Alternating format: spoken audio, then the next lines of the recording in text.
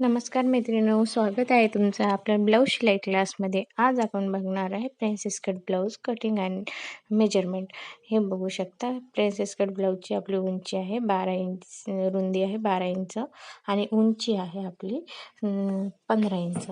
म्हणजे ब्लाऊजची उंची तर 14च आहे, त्याच्यामध्ये 1 इंच मी वाढवून घेतलेलं आहे. आता गळ्याची उंची टाकलेली आहे मी 8.5 इंचचा गळा आहे उंचीला आणि रुंदी टाकलेली शोल्डरची 2.5 इंच. बघू शकता 2.5 इंचाची उंची आहे आणि शोल्डर आहे 3 इंचाचं आणि मोंढा आहे 5.5 इंचाचा. दोन्ही साईडने मोंढ्याचं मेजरमेंट टाकायचे 5.5 आणि असं स्केलने जॉईंट करून घ्यायचं. बघू शकता तुम्ही मोंढ्याचं माप टाकलेलं आहे आपण. आता मागचा मोंढ्याचा जो हे असतो त्याच्यामध्ये टाकते मी आपलं डीपमध्ये 1.5 इंचावरनं राऊंड घ्यायचं आणि गळ्याचं तुम्हाला जसं पाहिजे तसा मी 1.5 इंचावरनं घेतलेला आहे. मला थोडासा डीप गळा शिवायचा होता आणि समोरचं मेजरमेंट टाकते. समोरचा गळा आहे 5.5 इंचाचा आणि शोल्डरची रुंदी जी आहे तीच टाकलेली आहे 2.5 इंच. गळाची रुंदी टाकलेली आहे मी 2.5 इंच आणि शोल्डर टाकलेला आहे 3 इंच आणि समोरचा गळा 1 इंचावरनं राऊंड केलेला आहे. बघा आपलं मेजरमेंट टाकून झालेलं आहे. मला याच्यामध्ये क्रॉसपट्टी काढायची आहे म्हणून क्रॉसपट्टीसाठी खाली 1 इंच वाढवून घेतलेलं आहे. कधी पण क्रॉसपट्टी जेव्हा चोळायची असते आपल्याला तेव्हा 1 इंच वाढवायचं. ते 1 इंच मग आपलं शिलाईमध्ये जातं. हे स्केलने मी 1 इंचचे जे माप म्हणजे एक्स्ट्रा घेतलेलं आहे ते खाली लाईनिंग करून घेतली आणि आपल्याला क्रॉसपट्टी काढायची आहे. तर मी वरती आता तिथून 3 इंचावरती आणि इकडे 2.5 इंचावरती मार्किंग करते.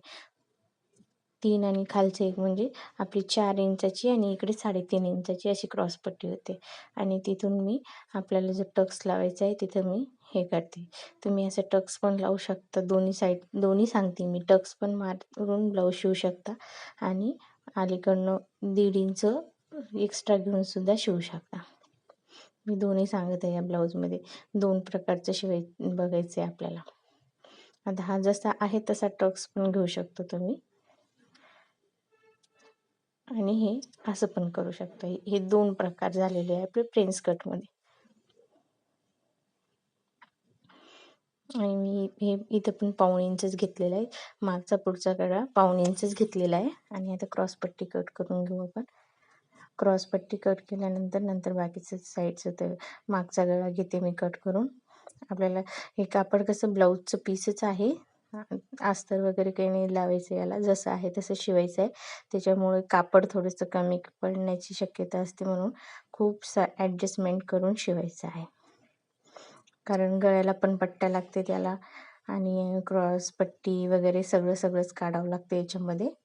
त्याच्यामुळं मी कपडा थोडंसं व्यवस्थित कट करून घेते. कारण राहिलेल्या भागामध्ये कसं साधं जे ब्लाऊजच्या पीसवर हे करायचं असतं तेव्हा आपल्याला याच्यामध्येच 2 क्रॉसपट्ट्या काढावं लागतात, खालची आणि वरची. आणि जेव्हा आपण अस्तरचं ब्लाऊज असतं ना तेव्हा एक अस्तर वरती निघते आणि एक पिसावरती निघते, तेव्हा आपल्याला जास्त ॲडजस्टमेंट करायची गरज नाही. आणि त्यातल्या त्यात ही बाही पण मला जरा जास्तच लांबीची घ्यायची आहे. कारण 1.5 इंच तर बाहीची तुरपाईमध्येच जाते, त्याच्यामुळं बाही पण 1.5 इंच वाढणार आहे.